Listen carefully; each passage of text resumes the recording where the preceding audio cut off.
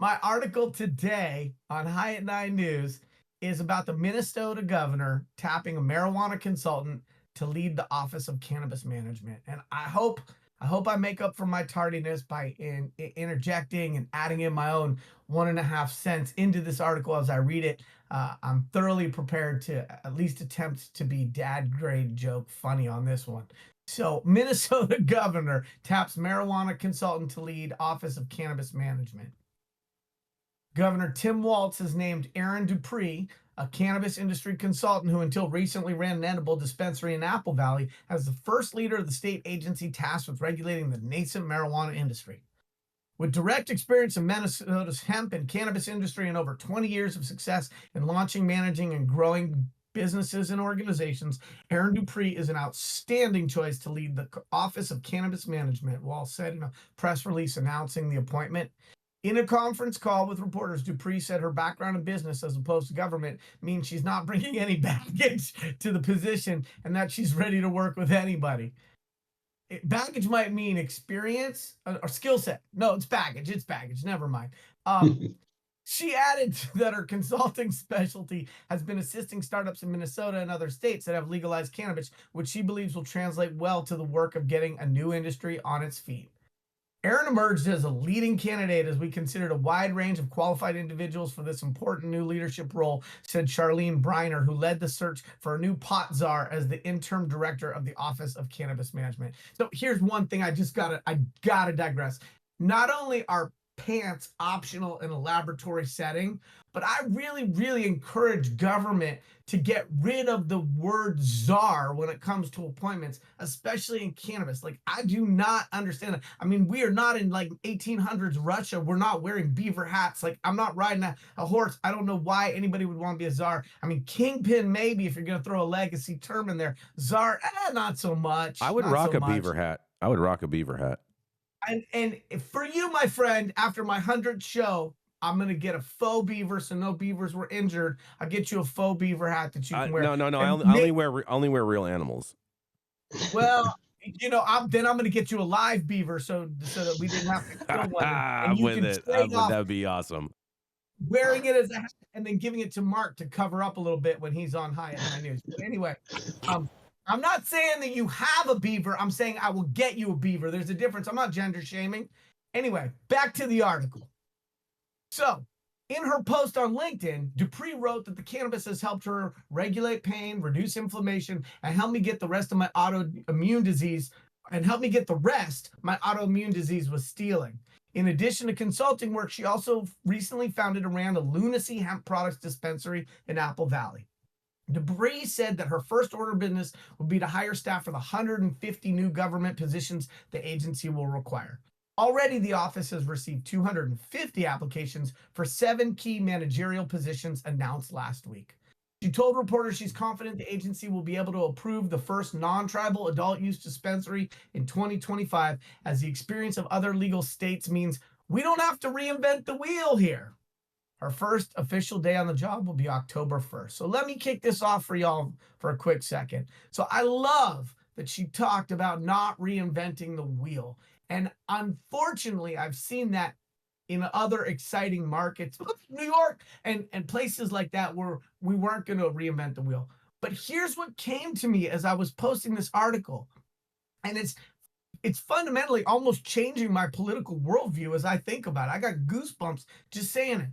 For so long, as somebody who sees themselves as a centrist or left of centrist individual, I have lamented the fact that many industries have a revolving door between those industries and the government agencies that regulate those industries. The number of times I've personally heard these cliches, especially when it comes to big ag or corporations or the petrochemical industry, and watching people from within those industries rotate into government service and then rotate out. And the consensus among the people that I would hang out with was that there was something inherently wrong with that, and that there was something too cozy about people who worked in industries becoming government regulators.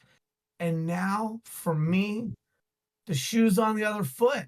And I'm thinking to myself, it's pretty nice that these people are hiring somebody who has industry experience, that maybe we have a better chance of sensible execution of regulation by somebody who's spent a day doing something more than just studying public administration at their favorite college. And so I'm a changed man.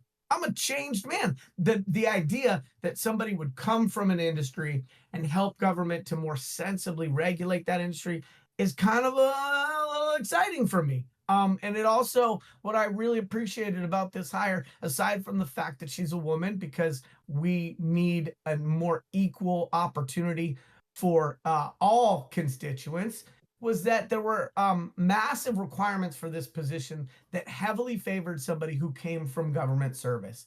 And I didn't read that part because it was a little drier and boring. But the idea that some of those things weren't part of her qualifications, and that they were willing to look past those sort of basic building blocks. Oh, you don't have 8 years running a government program, and that they hired her anyway. I'm a little optimistic. I'm thinking that this lady has a good or better than average chance of going in there with a fresh set of eyes from an operator and entrepreneur's perspective and doing right by this program. This is Yarrow Kubrin, High at 9 News, Friday morning. You know, Yarrow, you started to say how you were having some political shifts and whatnot, and you do know that today, or you would know if you were here on time today, you would know that today is National Elephant Appreciation Day.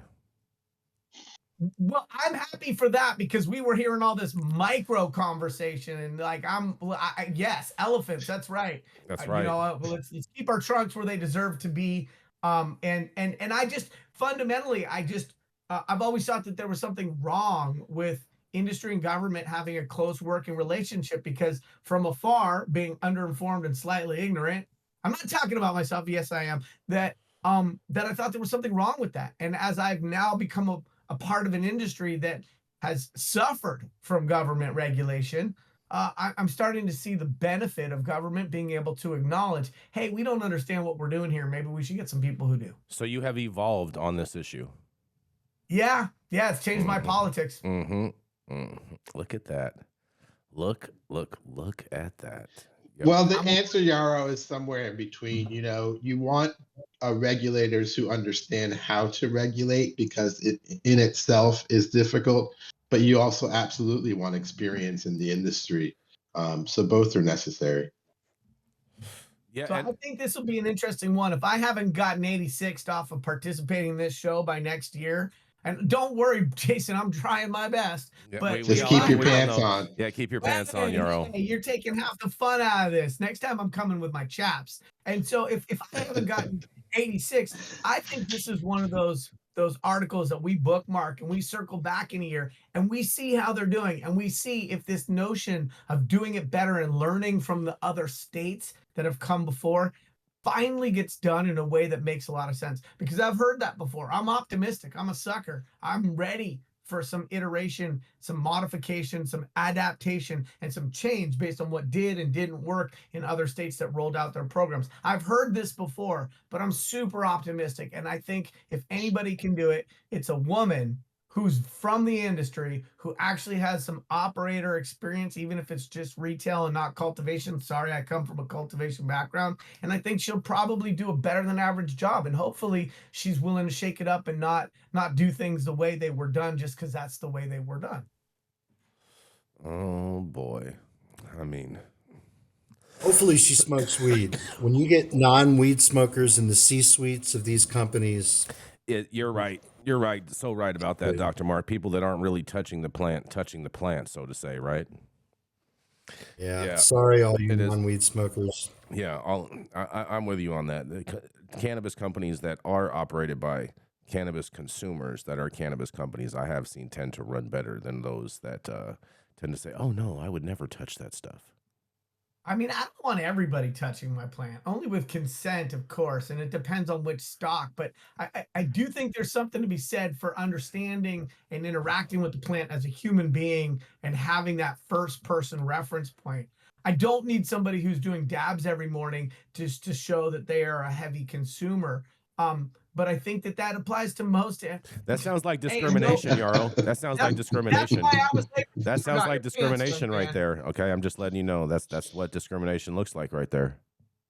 But I think that if we look at most industries, you know, if you never sipped wine, how would you regulate it? If you didn't eat food, you probably shouldn't be in the restaurant business. Don't I go have to a to restaurant take, with I have really to skinny take, chef, you know. I have to take a bunch of dabs to get to where you are straight.